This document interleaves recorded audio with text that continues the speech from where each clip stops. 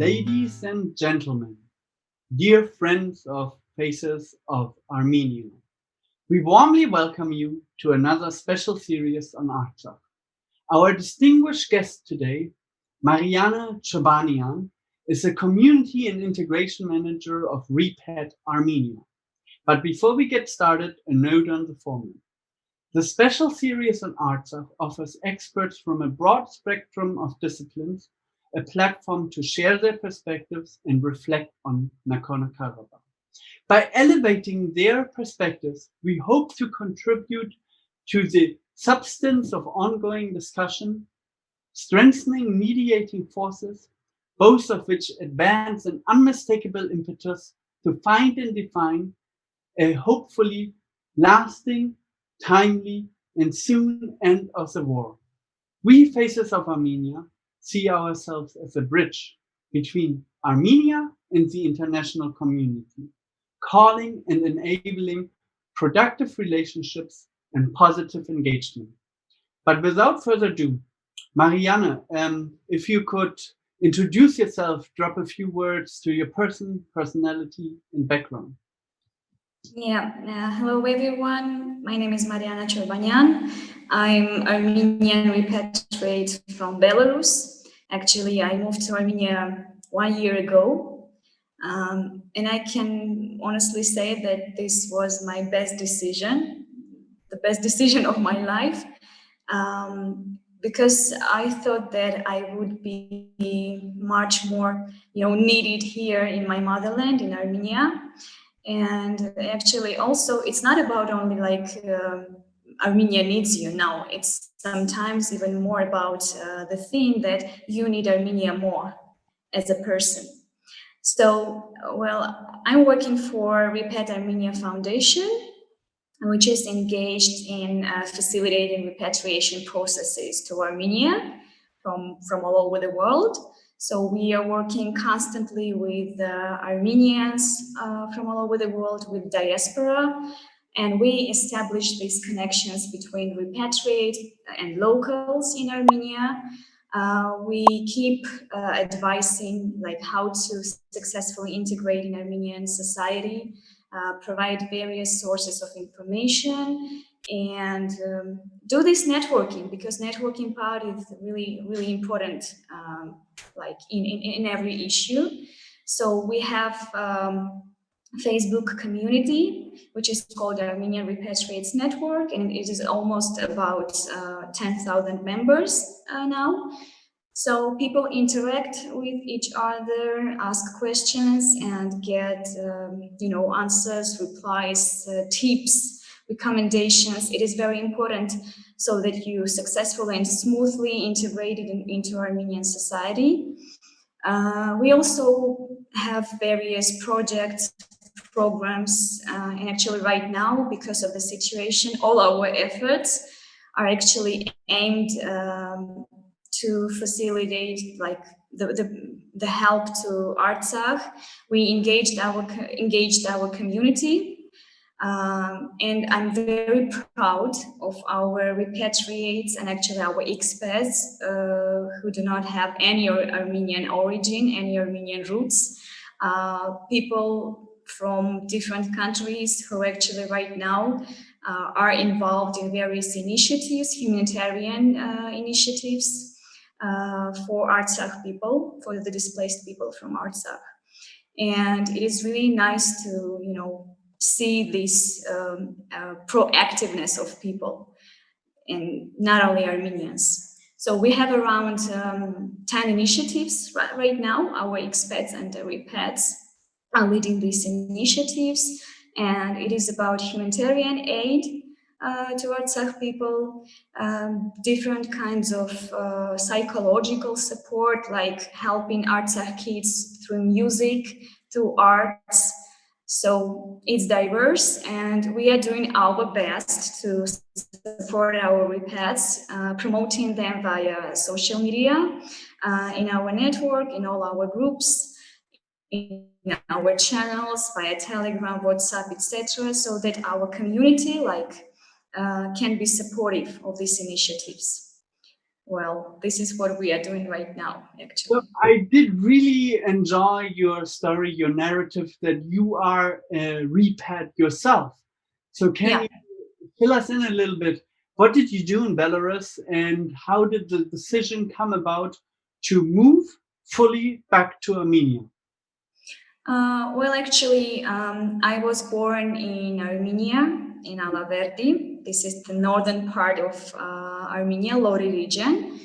But I was 7 months old, and my family moved to Belarus because my father already had some connections to Belarus, to some other countries of the Soviet Union. Even before the collapse of Soviet Union, he was working there. So, 1994, the situation in Armenia was just catastrophic.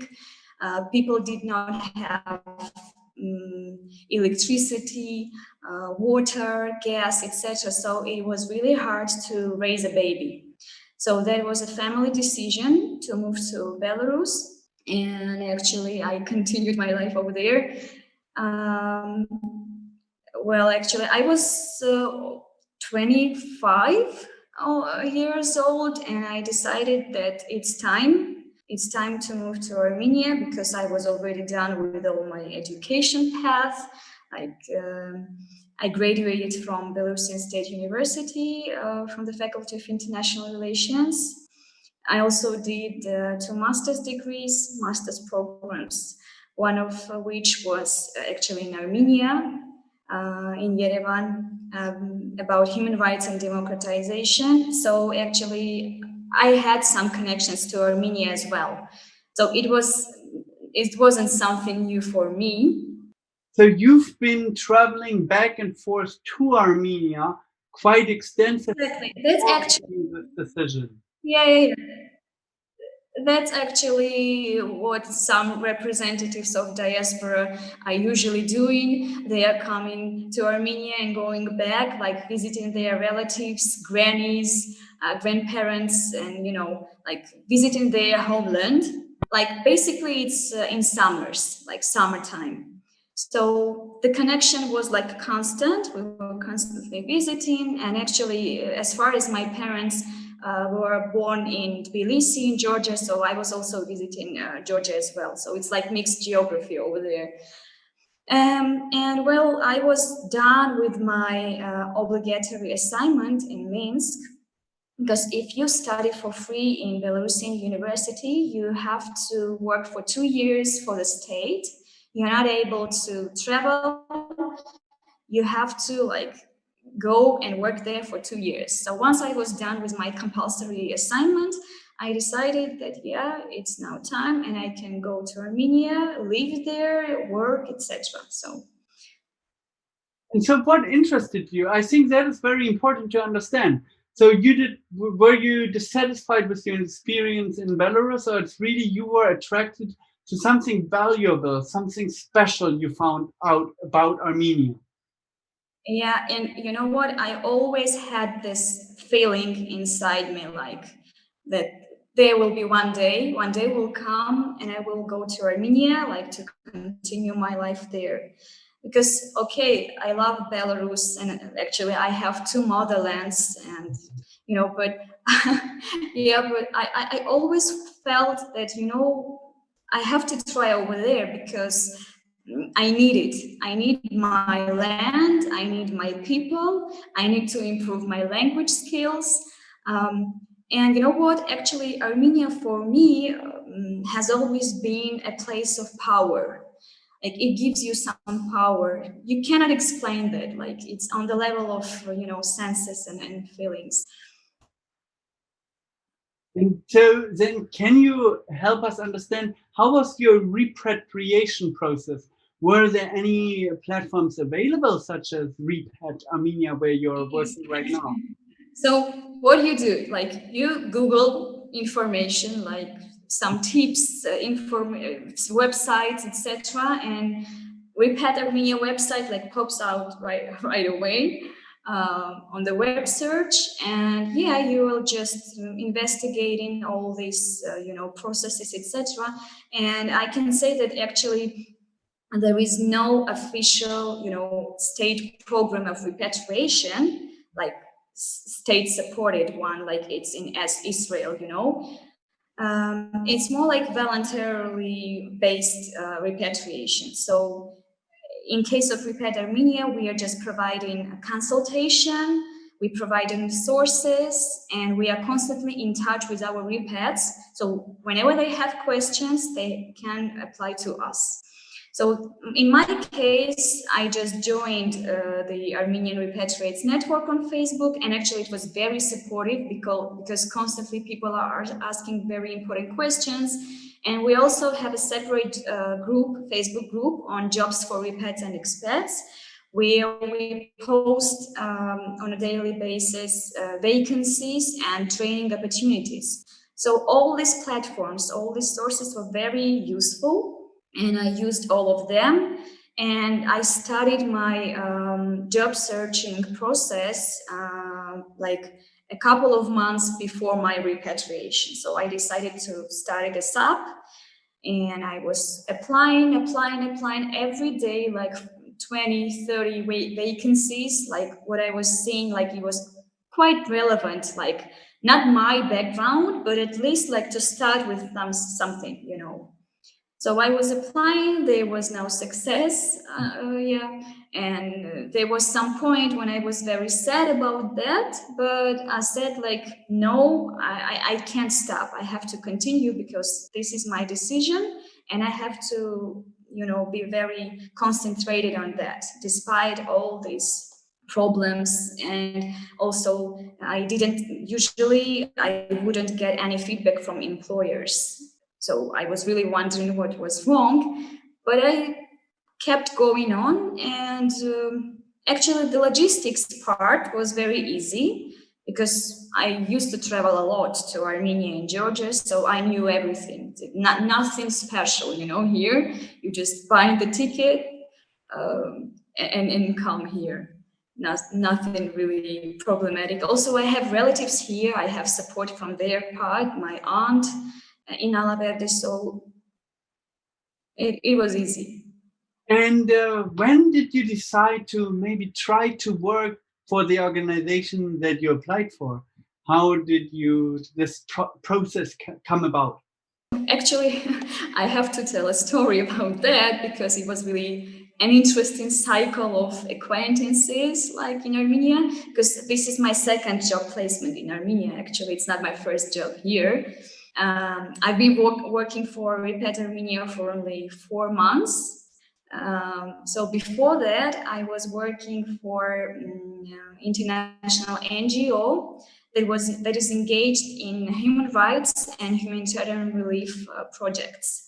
Maybe it is called People in Need. It is Czech organization, a Czech NGO, very famous one, and it is represented all over the world, actually. And so I was hired as administrative and logistics assistant. Was doing my best and was very supportive, like for the team members, and also was leading 1/3 of ongoing project. And the project was about Armenian citizens who were voluntarily going back to Armenia from Germany and France. OFI project, French Office for Immigration and Integration. So I was doing that project over there, and I was in touch with Repat Armenia from the very first day of my repatriation, and especially when I came to Armenia, I was in touch with integration manager of Repat Armenia, with Slovak, and she was very supportive, very helpful, and she showed me how the CV should look like, because some standards are not the same as in Belarus, for example. Like it depends from country to country. So I learned a lot of new stuff, like regarding this CV writing. So she was very supportive, and we were like in connection. So it was like March, already COVID-19, like very active phase of COVID quarantine, and we were sitting homes. working from home for 2 months. So I had some extra couple of hours, free hours, and she was like, "Can you?" The colleague from Repat Armenia, she asked me if I can help her with the Russian translations, because we always have repets from Russia as well.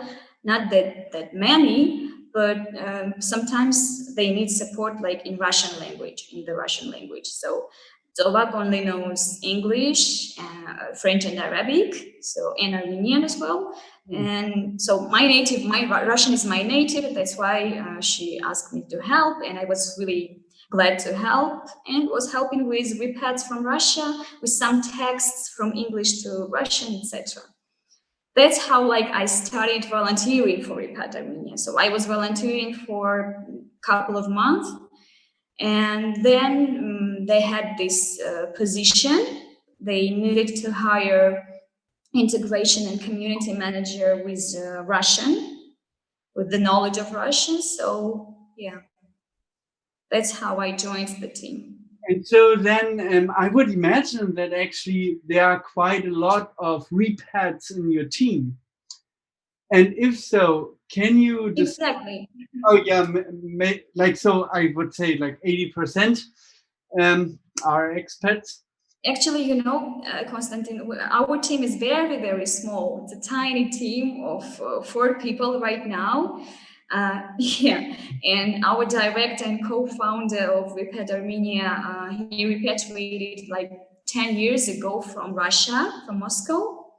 Bartan Marashlian, very famous person in Armenia, and Zolak Sohomonyan repatriated from Syria 6 or 7 years ago, like when the civil war in Syria started. The situation was unbearable in Syria, and she moved to Armenia. And our another colleague, Rima, she's local. She's the only local person in our team. And we also have a colleague, Tamar Najarian. She is repatriated from Canada. Repatriated also a couple of years ago. She's on maternity leave, actually. now that's indeed a very diverse team, I have to say. In these times, you just feel that, yeah, you belong here, and you should do whatever is needed. Like, you should work hard, and you should wake up every day with this thought in your mind that you should do everything to be helpful. It doesn't matter what kind of help it will be. You can be engaged as a volunteer physically, or you can do something online, but the cause is one.